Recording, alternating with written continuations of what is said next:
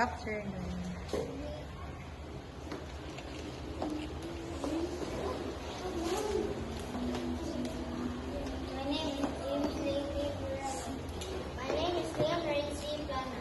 My name is Marvin Angelo C. Marcos. My name is Marsha Daniela.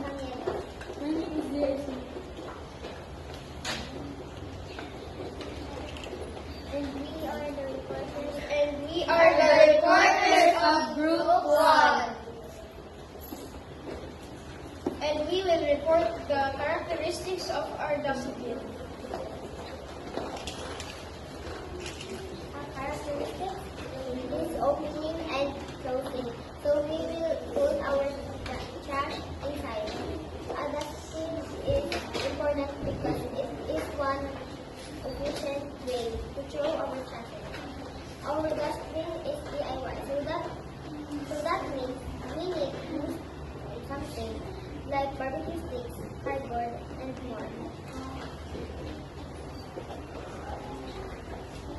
Today, we will have an activity called Organizing Trashes. This activity is about organizing recyclable or not. If it is recyclable, say yes, and if not, say no.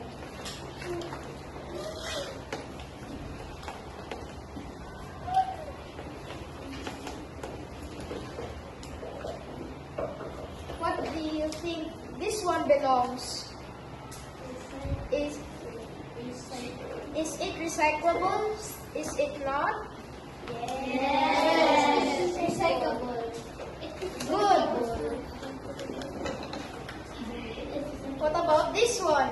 Is it recyclable? No. Or is it not? No. Good. Very good.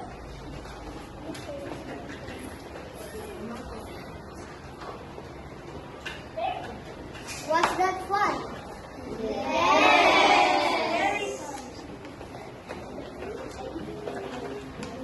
Thank you for listening to our presentation and Animo Lasal.